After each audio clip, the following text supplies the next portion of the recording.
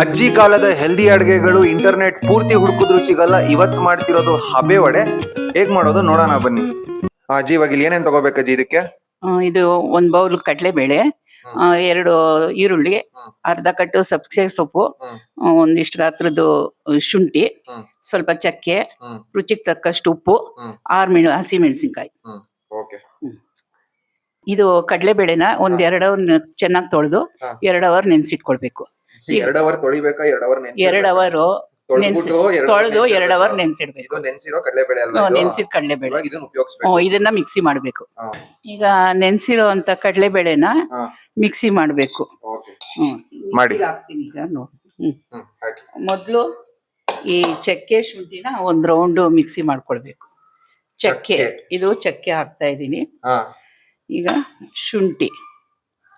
Okay, so first ಚಕ್ಕೆ ಮತ್ತೆ ಶುಂಠಿ ಹಾಕ್ತಾ ಇದೀರಾ? ಸ್ಮಾಲ್ ಕಪ್ ಇದು ತೋರಿಸಿದ್ದೀನಲ್ಲ ಅಳತೆನಲ್ಲಿ ಅಷ್ಟು. ಸೊ ಇದನ್ನ ಹಾಕೊಂಡು ಫಸ್ಟ್ ಇವಾಗ ಮಿಕ್ಸಿ ಮಾಡ್ತಾ ಇದೀರಾ? ಮಿಕ್ಸಿ ಮಾಡ್ತಾ ಇದ್ದೀನಿ.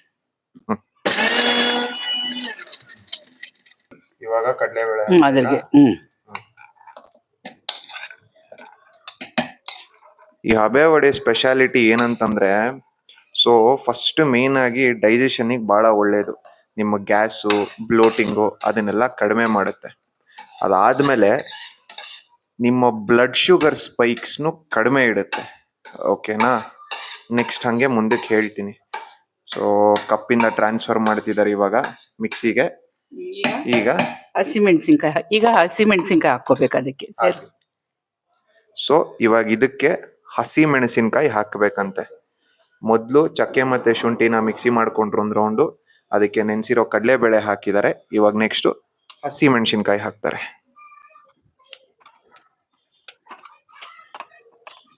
ಈಗ ರುಚಿಗೆ ತಕ್ಕಷ್ಟು ಉಪ್ಪು ಹಾಕೊಳ್ಬೇಕು. ರುಚಿಗೆ ತಕ್ಕಷ್ಟು ಉಪ್ಪನ್ನ ಹಾಕ್ತಿದ್ದಾರೆ. ಓಕೆ, ಈಗ ಮಿಕ್ಸಿ ಮಾಡಬೇಕು. ಮಾಡಿ. ಇವಾಗ ಮಿಕ್ಸಿ ಮಾಡ್ತಾ ಇದ್ದಾರೆ. ಒಂದ್ ಸ್ವಲ್ಪ ನೀರು ಸೇರಿಸ್ಬೇಕು.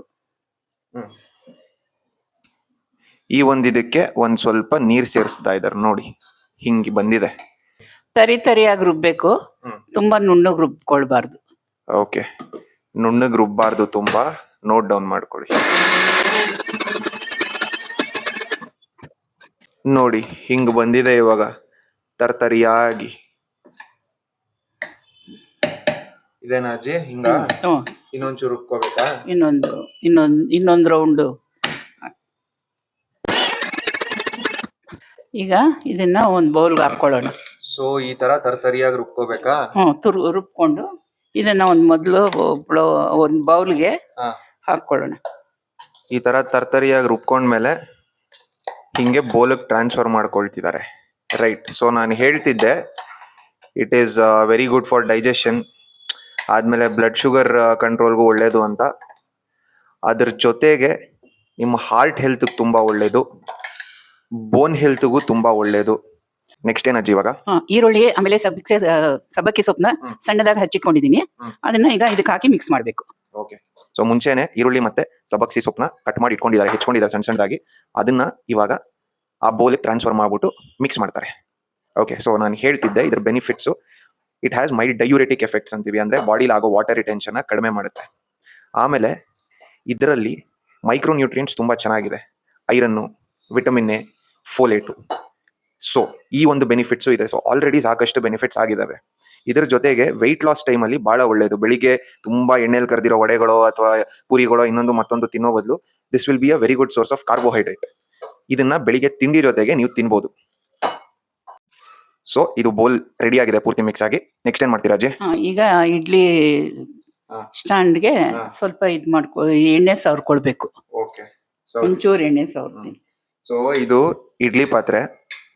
ಚೂರೇ ಚೂರು ನೋಡಿ, ಅಲ್ಲಿ ನಿಮಗೆ ಕಾಣಿಸುತ್ತೆ ಒಂದೊಂದು ಹನಿಯಷ್ಟು ಎಣ್ಣೆ ಹಾಕ್ತಿದ್ದಾರೆ.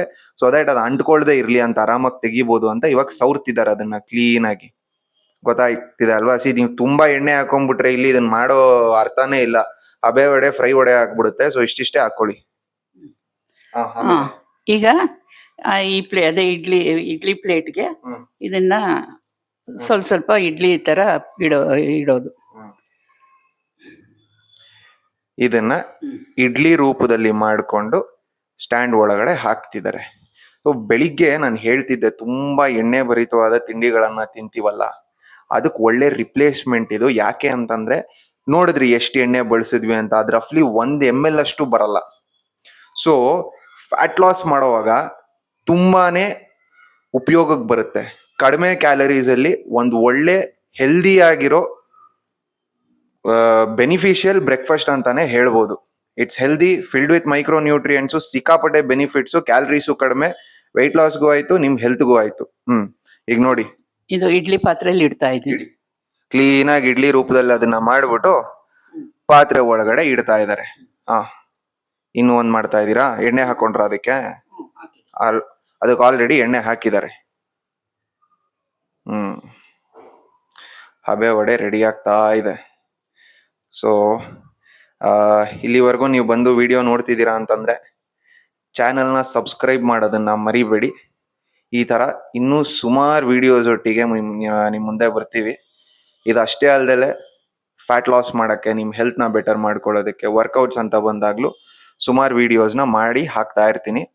ನೋಡಿ ಸಬ್ಸ್ಕ್ರೈಬ್ ಮಾಡಿ. ಓಕೆ, ಇದನ್ನ ಮುಚ್ಚಿಬಿಡೋದು. 10 ನಿಮಿಷ ಬೇಯಕ್ ಬಿಡ್ಬೇಕು. ಅಷ್ಟೇ. ಸೊ ಇವಾಗ ಇಲ್ಲಿ ಇಡ್ಲಿ ಪಾತ್ರೆ ಒಳಗಡೆ ಹಾಕ್ಬಿಟ್ಟು ಅದನ್ನ ಮುಚ್ಬಿಟ್ಟು 10 ನಿಮಿಷ ಬೇಯಕ್ ಇಟ್ಟಿದ್ದಾರೆ. ಅದ್ರ ಪಾಡಿಗೆ ಅದು ಬೇಯ್ತಾ ಇರಲಿ. ಬೆಂದ ಮೇಲೆ ವಿಡಿಯೋ ರೆಸ್ಯೂಮ್ ಮಾಡ್ತೀನಿ. ಓಕೆ, ಸೊ ಇವಾಗ ಇನ್ನೇನ್ ರೆಡಿ ಆಗ್ತಾ ಬಂತು. ಈಗ 10 ನಿಮಿಷ ಆಯ್ತು, ರೆಡಿ ಆಗಿರುತ್ತೆ. ಈಗ ಅದನ್ನ ತೆಗೆದು ಪ್ಲೇಟ್ಗೆ ಸರ್ವ್ ಮಾಡ್ಕೊಳ್ಳೋಣ. ಅದನ್ನ ತೆಗೆದ್ಬಿಟ್ಟು ಪ್ಲೇಟಿಗೆ ಸರ್ವ್ ಮಾಡ್ತಾರೆ. ಎಷ್ಟು ನೋಡಿ, ಹಬೆ ಹೊಡಿತಾ ಇದೆ ಹಂಗೆ ಪೂರ್ತಿ. ರೈಟ್, ಸೊ ಪ್ಲೇಟ್ ತೆಗಿತಾ ಇದ್ದಾರೆ ಅಂಡ್ ಸರ್ವ್ ಮಾಡ್ತಾರೆ. ಇದು ಹಬೆ ವಡೆ. ಇದೊಂಥರ ನನ್ಗೆ ಅರ್ಧ ಇಡ್ಲಿ ಅರ್ಧ ವಡೆ ತರ ಕಾಣಿಸುತ್ತೆ, ಬಟ್ ಆ ಕಾಲದಲ್ಲಿ ಹಬೆ ವಡೆ ಅಂತ ಹೆಸರಿಟ್ಟಿದ್ದಾರೆ. ಬೇಕಿದ್ರೆ ನಾವು ಇವತ್ತಿಗೆ ಬೇಯಿಸೋದ್ರಿಂದ ಹಬೆನಲ್ಲಿ ಬೇಯಿಸೋದ್ರಿಂದ ಹಬೆ ವಡೆ ಅಂತ ಹೇಳೋದು. ಇಡ್ಲಿ ತರ ಕಾಣಿಸ್ತಿದ್ಯಲ್ಲ, ಹಬೆ ಇಡ್ಲಿ ಅಂತೇನೆ ಕೇಳಲ್ಲ. ಗೊತ್ತಿಲ್ಲ. ಗೊತ್ತಿಲ್ವಂತೆ, ಹೋಗ್ಲಿ ಬಿಡಿ. ಇಡ್ಲಿ ಹಬೆಲೆ ಮಾಡೋದು, ಚೂರು ಡಿಫ್ರೆನ್ಸಿಯೇಷನ್ ಇರಬೇಕು ಅಂತ ಮೋಸ್ಟ್ಲಿ ಮಾಡಿದ್ರೇನು. ಇಟ್ಸ್ ಓಕೆ, ಹೆಸರೇನಾದ್ರೆ ನಮ್ಗೇನು. Okay, so here it is, ಹಬೆ ವಡೆ ರೆಡಿ ಆಗಿದೆ.